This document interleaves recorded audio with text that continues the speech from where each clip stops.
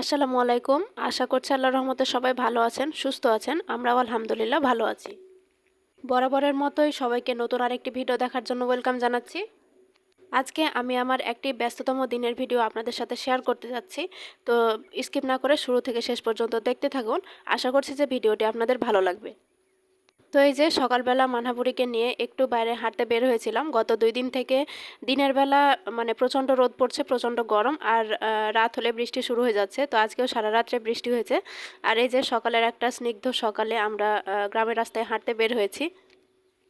সকালবেলার এই স্নিগ্ধ পরিবেশটা আমার কাছে সবসময় ভালো লাগে, তবে প্রতিদিন মানে হাঁটতে আসা হয় না, যার কারণে এই শান্ত স্নিগ্ধ পরিবেশটা উপভোগ করতে পারি না।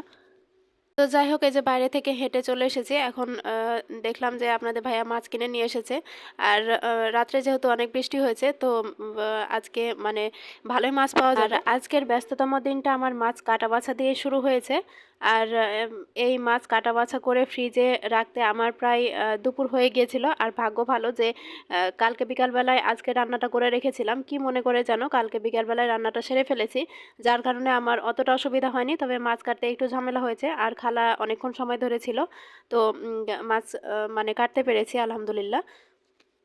এই যে দেখতে পাচ্ছেন, প্রথমে যে মাছগুলো দেখলেন সেই মাছগুলো কাটার পরে আবার আপনার ভাই নিচে গিয়েছিল, তখন ওই যে এই মাছগুলো পেয়েছিল। আর এই দুই ধরনের মাছ কাটা বাছার পরে আমি কোনো একটা কাজে নিচে গিয়েছিলাম, তো তখন দেখলাম যে এই বড় বড় মলা মাছগুলো বিক্রি করতে নিয়ে এসেছে। তখন এই এত সুন্দর মাছ দেখে আর কি লোভ সামলাতে পারিনি, যার জন্য মানহার বাবাকে বললাম যে এই মাছগুলো নিয়ে নাও।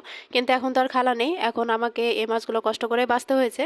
আর এই তো মাছ কাটা বাছা শেষে ফ্রিজে রেখে দিয়েছি। তারপর দুপুরের খাবার দাবার খেয়েছি। আর এখন হলো বিকেলবেলা, প্রায় অনেক দিন থেকে আমার নানার গ্রিল খাওয়ার ইচ্ছা হচ্ছে। তো আজকে মানহার বাবাকে বললাম, তো তার জন্য মানহার বাবা বললো যে তোমরা মা মেয়ে মিলে রেডি হয়ে যাওয়ার জন্য। আমার অনেক আগে থেকেই ইচ্ছা ছিল যে আমার যদি একটা মেয়ে হয় তাহলে মা মেয়ে মিলে ম্যাচিং ম্যাচিং ড্রেস পরবো। তবে আমার মেয়ের জন্মের পরে আমরা মা মেয়ে একটাও ম্যাচিং ড্রেস পরিনি আজ পর্যন্ত। আর এই যে আজকে পরে ফেললাম। তো কেমন লাগছে আমাদের প্লিজ কমেন্ট করে জানাবেন।